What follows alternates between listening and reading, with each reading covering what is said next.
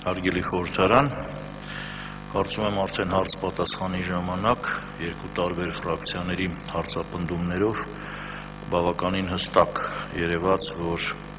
այս օրենքին խորհրդարանը կողմ չի քվեարկել, նշանակում է դեմ է քվեարկել եւ այս ձևով հրատապ կարգով բերելը նորից արդեն իսկ լուրջ հիմք է դեմ քվեարկելու, որովհետև անցած անգամ, երբ դա այսպես անվանեցին, կվորումի բացակայության պատճառով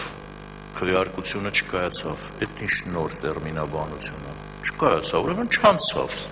իսկ ինչ է նշանակում քվորումի բացակայությամբ, դա նշանակում է, որ մեր ֆրակցիան ամբողջությամբ այստեղ ներկա չքվեարկեց եւ հայտարարեց, որ չի քվեարկում, մենք ասեցինք, չէ՞ որ չենք քվեարկում, որովհետեւ չենք ուզում, որ անցնի, ու չանցավ, մեծամասնությունը պարտավոր էր ապահովել անհրաժեշտ քանակությամբ ներկա պատգամավորներ, որպեսզի կողմ քվեարկի, չարեց, բայց նման մանրունքների, որոնք սահմանադրությանը հակասող են, օրենքներին հակասող են,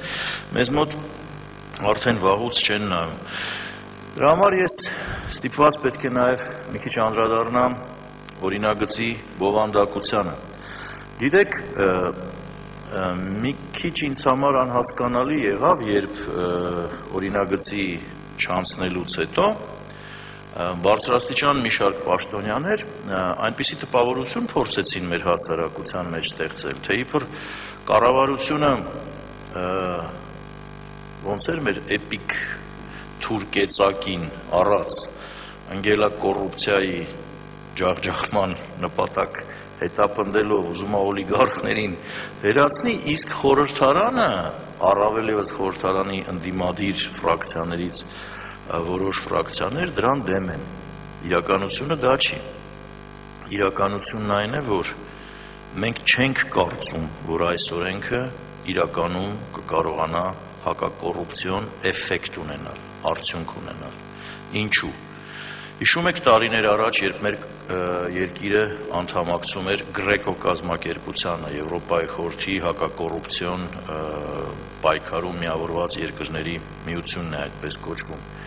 Եվ այն ժամանակ պահանջներից մեկը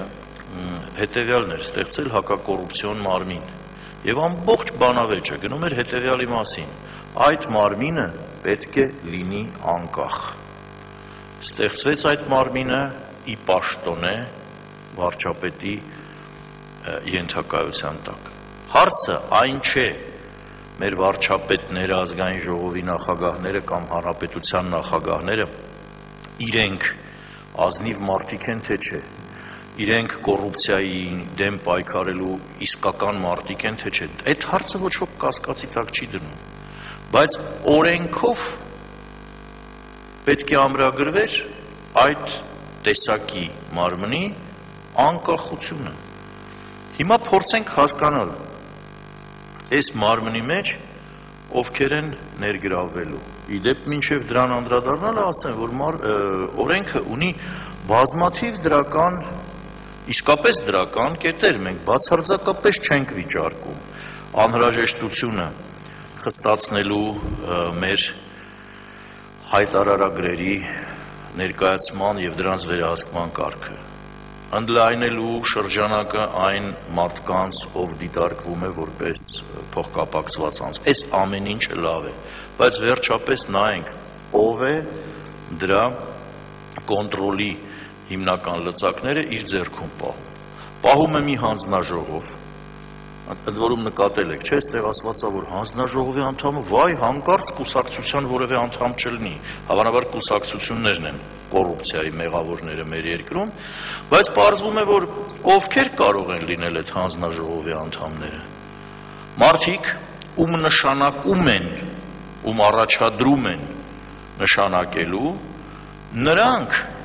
ում մեծ մասը ընտրում է ազգային ժողովի քաղաքական մեծամասնությունը։ Այսօր դա կոալիցիան է, երեք դա ասենք հանրապետական կուսակցություններ, վաղը կարող է ուրիշ մի քաղաքական ուժ լինի, բայց ի վերջո եւ դատախազը, եւ օմբուդսմենը, եւ վարչապետը, եւ մյուսները, բոլոր նրանք, ով այդ իրավասությունը ունեն, քաղաքական մեծամասնության ներկայացուցիչներ են։ Ինչ անկախության մասին ենք մենք խոսում։ Մենք այս տեսակի անկախությանը չենք հավատում։ Սա չի դառնա արդարություն հաստատելու ինստրումենտ։ Սա կդառնա ինստրումենտ հետապնդելու նրանց, ում քաղաքական որոշում կա հետապնդելու։ Ես չեմ ուզում շատ հեռու գնալ, ինձ չասեն, որ ենթադրություններով եմ առաջնորդվում։ Խաչիկ Սուքիասյանի պատմությունը ձեզ ծանոթ չի։ Պատգամավոր կար, այս դահլիճում կարող էր լինել։ Խաչիկ Սուքիասյանի պատմությունը ձեզ ծանոթ չի։ Չկային, եթե անվանենք նրան օլիգարխ, չկային օլիգարխներ, որոնք հարկային դաշտում, տնտեսական դաշտում ընդհանրապես ավելի խիստ պատժամիջոցների արժանի էին։ Կային, հիմա էլ կան, բայց ընտրվեց այդ մեկը։ Ինչու՞։ Դուք էլ գիտեք ինչու, քաղաքական հայացքների համար, այս սրանից ենք մենք մտահոգ, և մենք չենք գտնում, որ սա ճիշտ լուծում է,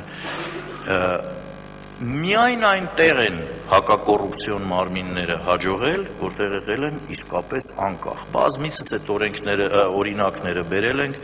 ժամանակին ես անձամբ հեղինակել եմ կոռուպցիայի կանխարգելման մասին օրենք, որը ինձ ասեցին, դե սպասենք կառավարությունը իրանը կբերի, 10 տարիա բերում է, հիմա բերեց, նորից անկախ չի այդ մարմինը, ինչի պիտի ես հավատամ, որ այդ մարդիկ լինելու են բոլորովին անկաշկանդ ու արդար իրենց մոտեցումների մեջ։ Դուք պատգամավորները, սիրելի իմ գոլեգաներ, անձեռնմխելի եք, չէ՞, այստեղ արդեն անձեռնմխելիության տարբեր գրադացիաներ են ստեղծվում։ Animal farm-ի պես, էլի, բոլոր կենդանիները հավասար են, բայց կան ավելի հավասարներ։ Այստեղ պարզվում է, որ մենք այդքան էլ անձեռնմխելի չենք։ Իմիջիայլոց պատգամավորի անձեռնմխելիության դեմ մեր կուսակցությունը պայքարում է 20 տարի, ինչ որ Հայաստանը անկախացել է։ Բայց եղբայր, այդ անձեռնմխելիությունը ուրիշների վրա էլ չպիտի տարածվի։ Իսկ հիմա մենք այստեղ ինչ ենք տեսնում, որ կան մի քիչ ավելի անձեռնմխելիներ, մի քիչ անձեռնմխելիներ, հարց է, չէ՞ առաջանում։ Տեսեք, հարգելի նախարարը իմ հարցին ինչ պատասխանեց։ Ուրեմն նախագահը վեր է կասկածներից։ Լավ։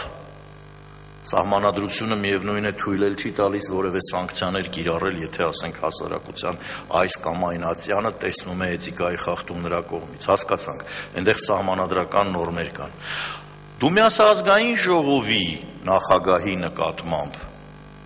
այստեղ դա գրած չի, բայց չեն բացառում, որ կգրվի, կարող են նման սանկցիաներ կիրառվել արդեն տեղական հանձնաժողովի կողմից։ Իսկ վարչապետի նկատմամբ փաստորեն պարզվում է, որ հարցը բաց է։ Ինչու է բաց։ Ինչու է բաց։ Մենք կարծում ենք, որ այստեղ չպետք է բացառություններ լինեն։